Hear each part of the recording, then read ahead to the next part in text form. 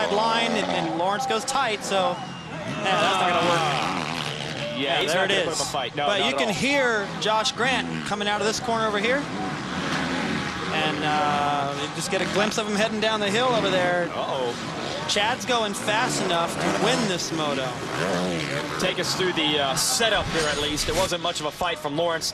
Well, Lawrence was trying to protect the inside. He figured I better go tight, but Chad just rails around the outside that puts you to the inside in the next corner. And like I said prior to this, I don't think that Lawrence is going to be too bummed out about that. He's like, hey, I got up front, showed my sponsors, I still know how to ride.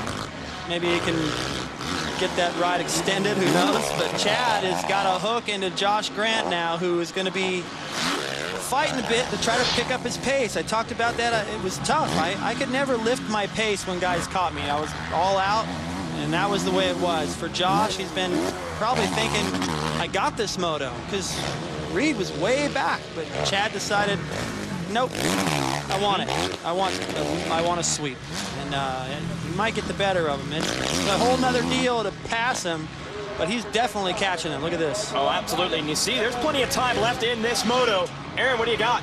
Well, you guys, Josh Grant is definitely working hard, but he definitely has to credit his mechanic for working hard today as well.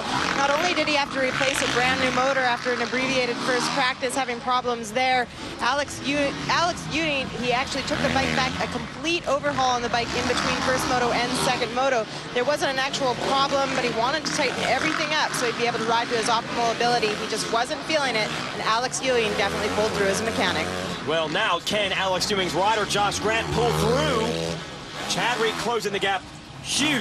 Nearly 2 seconds on that previous lap. Grant ran a 2:19.4, rated 2:17.3. Sorry, more than 2 seconds. Reed made up 2.1 seconds. And that basically takes the gap in half.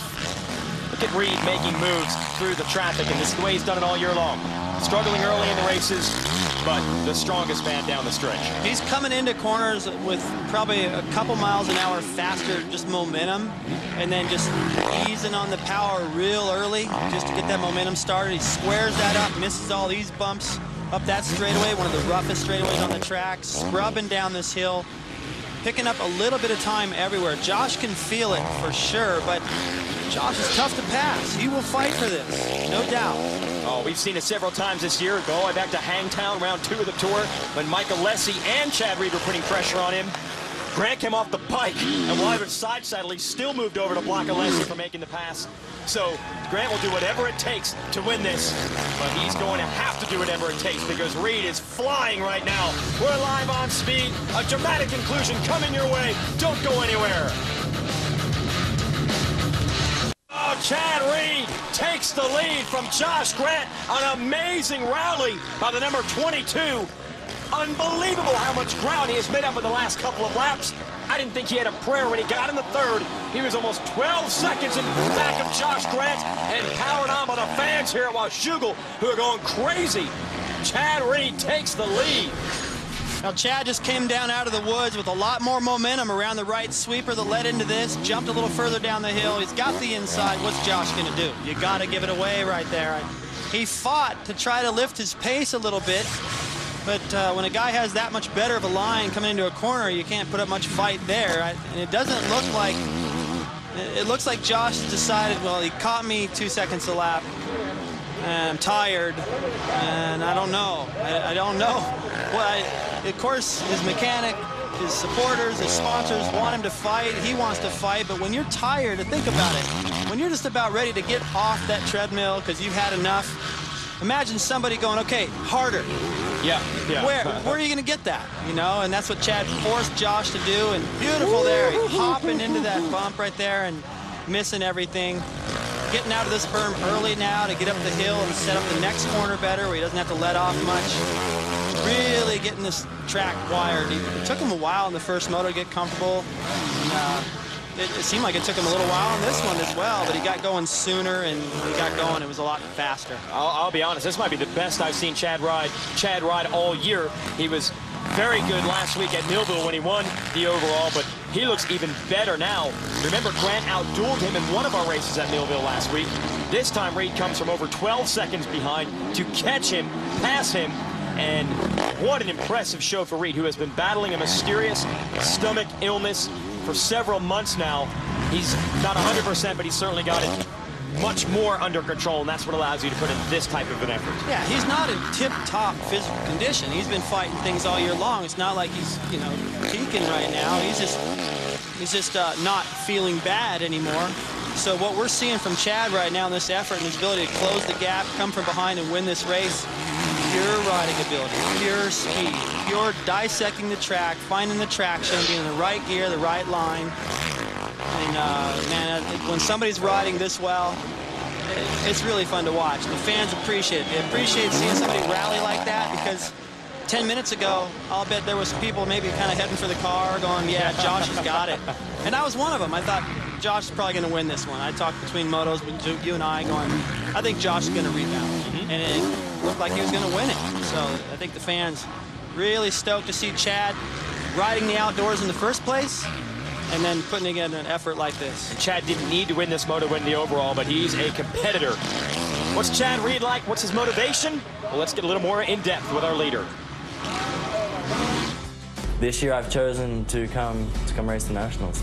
I gave it a lot of thought, you know, discussed it with the team, my wife, and all the people around me, and felt that, you know, that I wasn't getting any younger, and I wanted to feel complete, and I don't really feel that complete without an outdoor championship, or at least just a, you know, a last shot at it to say that I gave it everything I had. I feel like I'm here for the right reasons, and that's to be involved in the sport. You know, I do have the luxury of having a Supercross-only contract, and I'm here because I want to be and support the sport and have fun and racing on the weekends rather than be at home. So I believe my biggest challenge to win this title is to overcome previous things that I'm dubbed for, and that's being not as good at outdoors as I am at Supercross.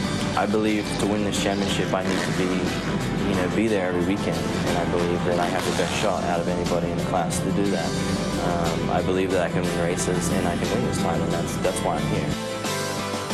Chad's got extra motivation today.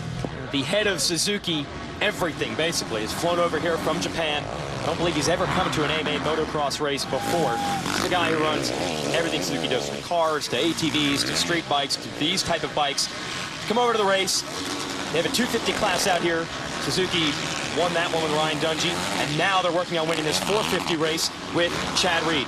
Very impressive what Reed has been able to do. And David, you talked about it. You used to race for the factory Honda squad, and occasionally the brass would come all the way over from Japan, and that has a way of getting the guys going a little bit stronger. The first time we had Mr. Miyakoshi from Honda come over and visit us was at the Daytona Supercross back in 1983. Had a team meeting in a room, everybody, the mechanics, the riders, we had a big team then. And we went first, second, third, dominated the podium. So it has an influence on your efforts, and Chad's aware of that. And, but something I want to point out, and this is speculation, a little bit hearsay, but you know, Chad, to come back and ride these outdoors, he said, I'm not making any money.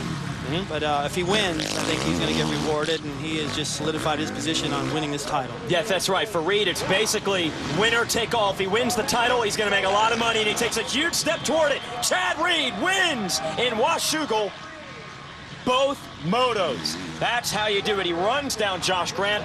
Great recovery for Grant based on his first moto performance. That's good enough for second. Lawrence going to hold on for third. Michael Burns still charging, but Lawrence on the podium. Who would have thunk it? And he looks spent, but still gets on the podium. That's all right. I'm sure he'll have something interesting to say for us. Yeah, that's going to be good. So Aaron will head down that way. There's Grant Reed. They get along pretty well. They're headed to the podium. We'll talk to our winners live on Speed from Washougal right after this. Chad Reed has climbed to the top of the mountain, and he has won 2 races in a row now in the Lucas Oil AMA Pro Motocross Championship. How did he do it? Well, we'll take you through with our Lucas Oil race recap, and it didn't look good for Reed early. Josh Grant gets the whole shot. Tommy Hahn, who was second in our first race today, goes down hard, and he is out. That's a heartbreaker. Chad for the 48. was real fortunate to get through that. He got fouled up in it, but great save. Andrew Short down in that pile as well. Reed on a roll through the back. Gets around Davey Millsaps, then goes after his teammate Michael Bird for third. Look at Reed around the outside. Nice move. He's in third. We thought that was as far as he could go. But then Jason Lawrence in second starts to fade. Reed gets in the second.